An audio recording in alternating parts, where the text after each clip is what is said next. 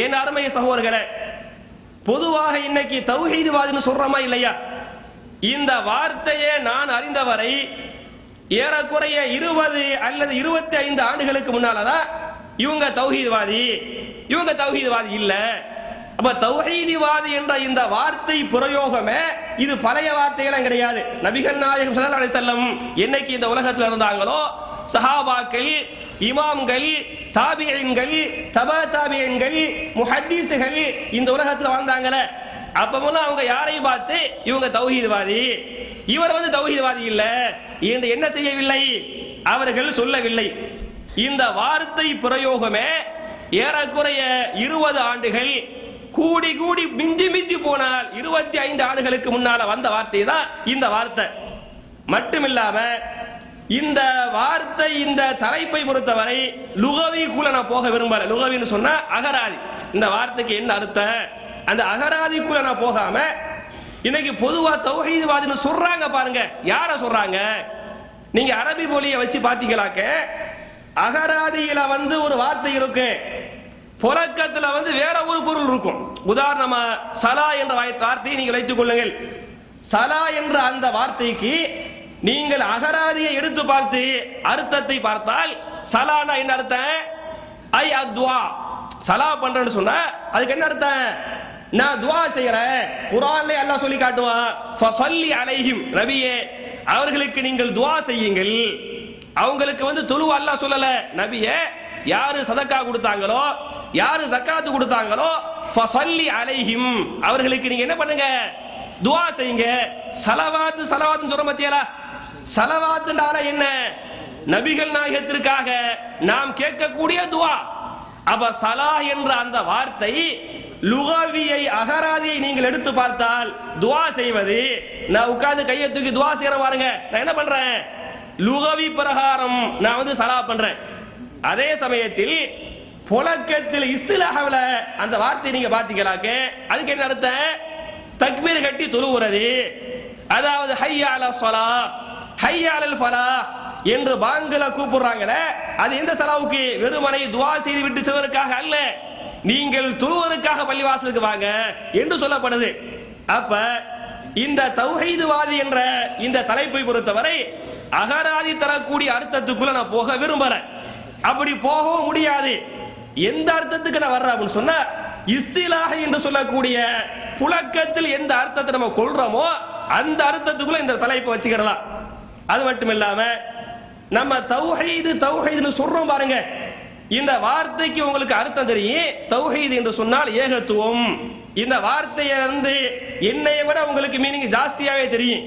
வஹத யுவஹிது தௌஹீதன், வஹத என்று சொன்னால் ஒருமைப்படுத்தினான், யுவஹிது ஒருமைப்படுத்துவான், தௌஹீதன் ஒருமைப்படுத்துதல், ஏக இறைவனை படைத்த ரப்புல் ஆலமீனை ஒருமைப்படுத்துவதற்கு பேர் என்ன? தௌஹீது என்று பொருள். இந்த தௌஹீதை பொறுத்தவரை 3 வகையாக வகைப்படுத்த முடியும். எப்படி 3 வகைப்படுத்த முடியும்? தௌஹீது ருபூபிய்யா, தௌஹீதுல் உலூஹிய்யா, தௌஹீத் அஸ்மா வ சிஃபாத் என்று 3 வகையாக வகைப்படுத்த முடியும். சுருக்கமாக சொல்வதென்றால் தௌஹீது ருபூபிய்யா என்று சொன்னால் என்ன? அதாவது ஒரு விஷயத்தை ஒன்று படைத்தவன், அதை பாதுகாக்கக்கூடியவன், அதை அழிக்கக்கூடியவன், சர்வ சக்திக்கு சொந்தக்காரன் அல்லாஹ் ஒருவன் மட்டுமாக இருக்கிறான். எந்த ஒன்றை படைப்பதாக இருந்தாலே படைக்கக்கூடிய ஆற்றல், அதிகாரம் யாருக்கு மட்டும்தான் இருக்குது? அல்லாஹ்வுக்கு மட்டும்தான் இருக்குது.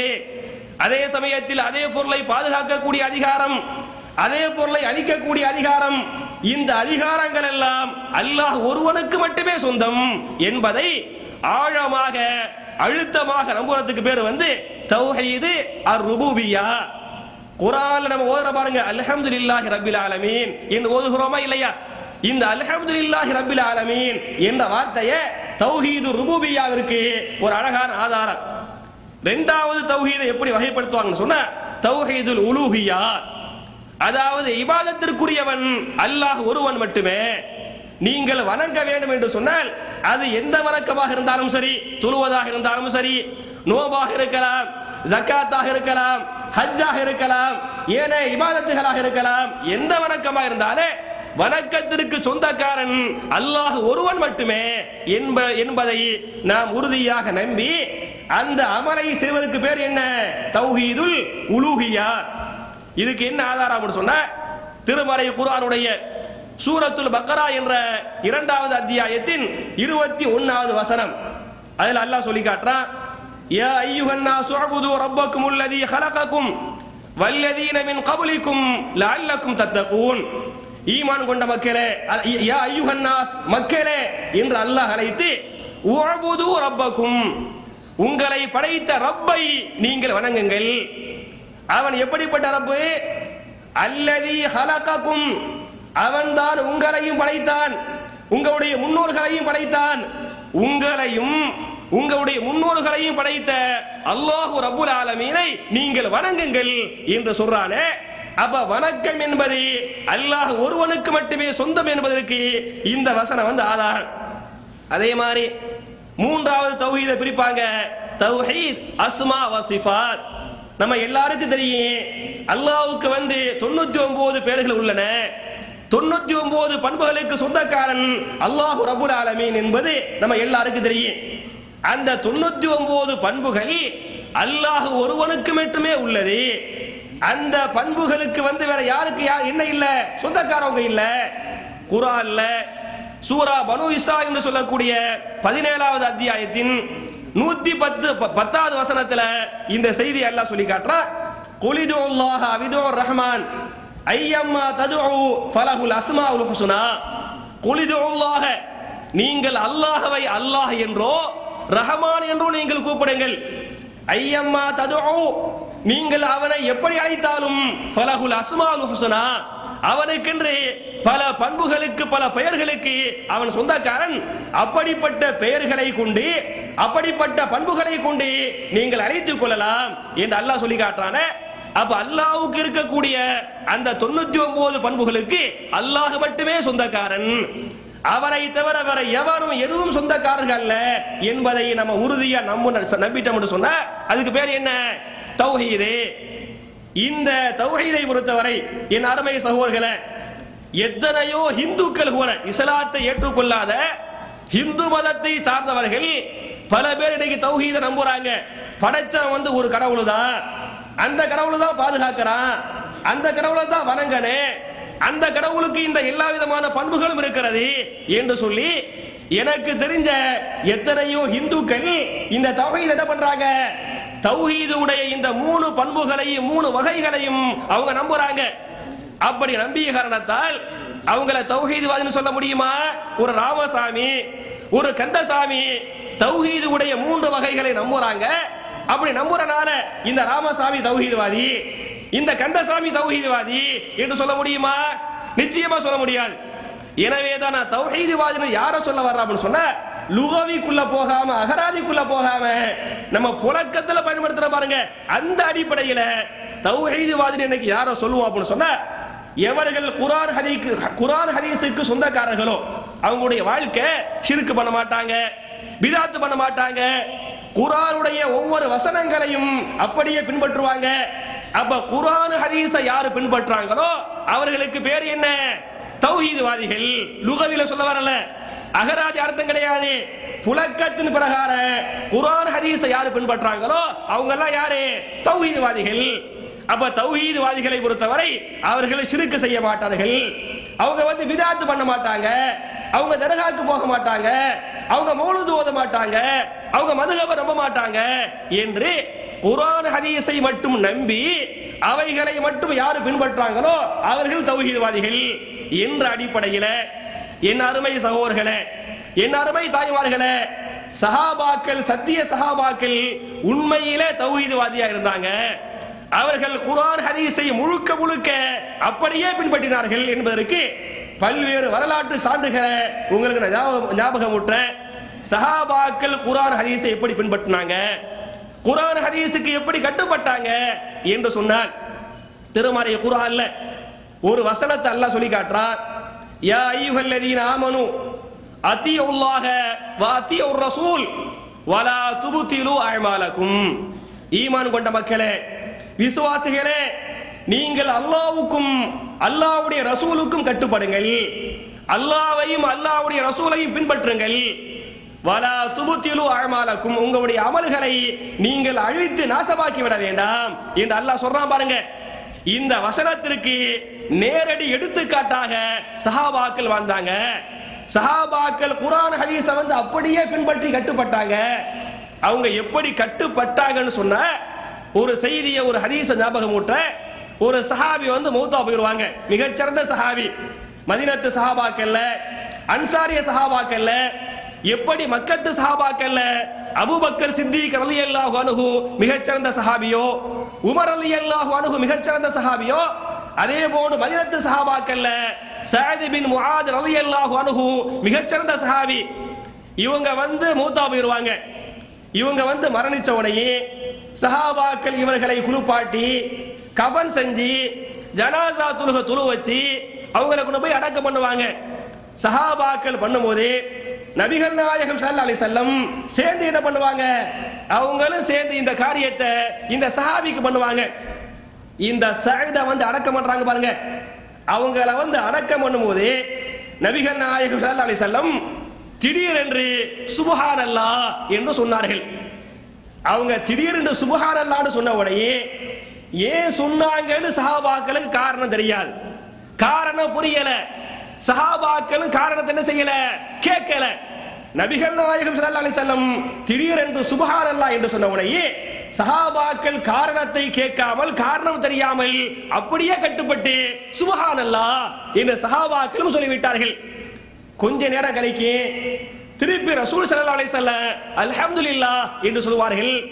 அதை கேட்ட சஹாபாக்களே அல்ஹம்துலில்லாஹ் என்று சொல்லிவிட்டார்கள். என் அருமை சகோதரர்களே, இந்த ஹதீஸ்ல நம்ம சிந்திக்க வேண்டிய மிக முக்கியமான செய்தி என்ன அப்படின்னு சொன்னா, நம்ம எல்லாம் குர்ஆன் ஹதீஸ ஓரளவுக்கு பின்பற்றுவோம். எப்படி பின்பற்றுவோம்? காரணத்தை கேட்போம். காரணம் தெரியனே, காரணம் கேட்கப்பட்டு விட்ட பிறகு, சொல்லப்பட்டு விட்ட பிறகுதான் குர்ஆன் ஹதீஸ ஃபாலோ பண்ணுவோமே தவிர காரணம் கேட்காமல் ஃபாலோ பண்றது கிடையாது.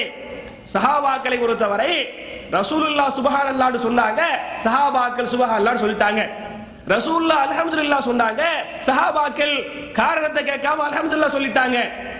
சொல்லிப்புட்டு சஹாபாக்கள் கேட்பாங்க, யா ரசூலல்லாஹ், வழக்கத்திற்கு மாற்றமாக நீங்கள் சுப்ஹானல்லாஹ் என்றும் அல்ஹம்துலில்லாஹ் என்றும் சொன்னீர்களே, அதற்கு என்ன காரணம் என்று காரணத்தை சொல்லிப்புட்டு முதல்ல கட்டுப்பட்டுட்டாங்க, அமல் பண்ணிட்டாங்க. அமல் பண்ணிப்புட்டு அப்புறமா காரணத்தை கேட்கிறாங்க. காரணத்தை கேட்டா ரசூலுல்லாஹ் அதுக்கு பதில் சொல்லுவாங்க, நான் ஏன் சுப்ஹானல்லாஹ்னு சொன்னேன்னு சொன்னா, அவரை அடக்கம் செய்யும் போது கபூர் அவரை சின்ன ஒரு நெருக்கியது. கபூர் அவரை அணைத்த காரணத்தால் ஆச்சரியம் தாங்க முடியாமல், கவலை தாங்க முடியாமல் சுப்ஹானல்லாஹ் என்று சொல்லிவிட்டேன். சஅத் பின் முஆத் ரலியல்லாஹு அன்ஹு மிகச்சிறந்த சஹாபி இல்லையா? இந்த மிகச்சிறந்த சஹாபியையே கபூர் நெருக்குவதா? அந்த கவலையின் வெளிப்பாடு, கவலையின் பிரதிபலிப்பு என்னை சுப்ஹானல்லாஹ் என்று சொல்லிவிட்டது. நான் சுப்ஹானல்லாஹ் என்று சொல்லிய பிறகு கபூர் இவரை சின்ன ஒரு அணைத்த பிறகு, இவர் சஅத் என்று தெரிந்துவிட்ட பிறகு இவருக்காக அல்லாஹ் கபரை விசாலமாக்கினான். அதையும் என்னுடைய கண்களிலே அல்லாஹ் காட்டினான். அந்த சந்தோஷத்தின் காரணத்தால் நான் அல்ஹம்துலில்லாஹ் என்று சொன்னேன் என்பதை நபிகள் நாயகம் ஸல்லல்லாஹு அலைஹி வஸல்லம் தான் சொன்ன சுப்ஹானல்லாஹ்விற்கு, தான் சொன்ன அல்ஹம்துலில்லாஹ்வுக்கு காரணத்தை சொன்னாங்க என்ற இந்த செய்தியை இமாம் புகாரி ரஹ்மத்துல்லாஹி அலைஹி தன்னுடைய கிதாபுல பதிவு பண்றாங்களே. எதுக்கு இந்த ஹதீஸை நான் ஞாபகம் ஊட்டேன்னு சொன்ன, சஹாபாக்கள் தௌஹீத்வாதிகள். எப்படிப்பட்ட தௌஹீத்வாதிகள்? நபிகள் நாயகம் ஸல்லல்லாஹு அலைஹி வஸல்லம் எதை சொன்னாலும், காரணம் தெரிந்தாலும் சரி தெரியாவிட்டாலும் சரி, சஹாபாக்கள் கட்டுப்பட்டாங்களா இல்லையா? இந்த மாதிரி யாரு குர்ஆன் ஹதீஸ் கட்டுப்படுறாங்களோ அவர்கள் தௌஹீத்வாதிகள். அதே போன்று வேற ஒரு ஹதீஸ பார்க்கலாம். அதே புகாரிலேயே இமாம் புகாரி தன்னுடைய கிதாபுல பதிவு பண்றாங்க, நபிகள் நாயகம் ஸல்லல்லாஹு அலைஹி வஸல்லம் ஒரு நாள் தொலை வைப்பாங்க. உங்களுக்கு தெரியும், தொழுகையில நம்ம வெளியே கிரவுண்ட்ல தொழுதா செருப்பு போட்டு என்ன செஞ்சுக்கலாம், தொழுது கொள்ளலாம். அந்த செருப்பு சுத்தமா இருக்கனே. நபிகள் நாயகம் ஸல்லல்லாஹு அலைஹி வஸல்லம் தொழு வைக்கிறாங்க. அவங்க இமாமா என்று தொழு வைக்கும் போது செருப்பு போட்டுக்கிட்டு நின்று தொழு வைக்கிறாங்க. அத சஹாபாக்கள் பார்க்கறாங்க. பல்வேறு சஹாபாக்கள் செருப்பு போட்டுக்கிட்டு அவங்களும் தொழுகிறாங்க. தொலை வைக்கக்கூடிய நபிகள் நாயகம் ஸல்லல்லாஹு அலைஹி வஸல்லம் திடீர்னு என்ன பண்ணிட்டாங்க, தான் செருப்பை கிளட்டி ஓரமா போட்டுருவாங்க. தொழுகையிலே இந்த காரியத்தை பண்ணுவாங்க. சஹாபாக்கள் பார்ப்பாங்க. காரணத்தை சஹாபாக்கள் ரசூலுல்லாஹ்ட்ட கேட்க முடியுமா? தொழுகையில கேட்க வாய்ப்பு இல்ல. அப்ப ரசூலுல்லாஹ் செருப்பை கலட்டின உடனே சஹாபாக்கள் என்ன பண்ணிடுவாங்க? அவங்க தொழுகையிலே செருப்பை கிளட்டி ஓரமா போட்டுருவாங்க. இதே மாதிரி தொழுகை முடிச்ச உடனே நபிகள் நாயகம் ஸல்லல்லாஹு அலைஹி வஸல்லம் சஹாபாக்கள்கிட்ட காரணம் கேட்பாங்க. நீங்க தொழுகையில செருப்பை கலட்டினீங்களே, ஏன் கலட்டினீங்க? ஏன் ஓரமா போட்டீங்க? நியாயமா யார்கிட்ட காரணம் கேட்கணும்? ரசூலுல்லாஹ் தான ஃபர்ஸ்ட் கலட்டினாங்க. சஹாபாக்கள் தான ரசூலுல்லாஹ்ட்ட கேட்கணும். அப்ப சஹாபாக்கள் ரசூலுல்லாஹ்ட்ட கேட்கறதுக்கு முன்னாலேயே ரசூல் ஸல்லல்லாஹு அலைஹி வஸல்லம் சஹாபாக்கள் என்ன செய்வாங்க? காரணத்தை கேட்பாங்க. கேட்டா அதுக்கு சஹாபாக்கள் சொல்லுவாங்க, யா ரசூலல்லாஹ், நாங்கள் உங்களை பார்த்தோம், நீங்கள் கிளட்டினீர்கள், நாங்களும் கிளட்டி விட்டோம். சுப்ஹானல்லாஹ். என் அருமை சகோதரர்களே, சஹாபாக்கள் ரசூலுல்லாஹ்வுக்கு எப்படி கட்டுப்பட்டாங்க, சஹாபாக்கள் எப்படி உண்மையான தௌஹீத்வாதியா வாழ்ந்தாங்கிறதுக்கு இந்த ஹதீஸ் எப்படிப்பட்ட பாடம்னு பாருங்க. யா ரசூலுல்லாஹ், நீங்க கிளட்டினீங்க, நாங்களும் கிளட்டி போட்டோம் என்று சொல்லுவாங்க. அதை கேட்ட நபிகள் நாயகம் ஸல்லல்லாஹு அலைஹி வஸல்லம் அந்த சஹாபாக்கள் சொல்லுவாங்க, நீங்க கிளட்டிருக்க தேவையில்லையே, நான் தொழுதுகிட்டு இருந்தேன், என் செருப்புல நஜீஸ் இருப்பதாக ஜிப்ரீல் மூலமாக அல்லாஹ் எனக்கு அறிவித்தார். அப்ப தொழுகையில நஜீஸ் இருக்கு பாருங்க, செருப்புல நஜீஸ் இருக்கு பாருங்க, தொழுகை செல்லாது பாருங்க என்ற அடிப்படையில் நான் செருப்பை கலட்டினதை தவிர நீங்க என்ன செஞ்சிருக்க தேவையில்லை, செருப்பை கலட்டிருக்க தேவையில்லையே என்று நபிகள் நாயகம் ஸல்லல்லாஹு அலைஹி வஸல்லம் அந்த சஹாபாக்களுக்கு சொன்ன செய்தியை இமாம் புகாரி ரஹ்மத்துல்லாஹி அலைஹி தன்னுடைய கிதாபுல பதிவு பண்றாங்க. அப்ப இது என்ன தரக்கூடிய பாடம்? சஹாபாக்கள் எப்படி முழுக்க அல்லாஹ்வுக்கும் அல்லாஹ்வுடைய ரசூலுக்கும் கட்டுப்பட்டாங்களோ அப்படி இன்னைக்கு யாரு கட்டுப்படுறாங்களோ அவர்கள் தௌஹீத்வாதிகள் என்பதை நீங்கள் புரிந்து கொள்ள வேண்டும்.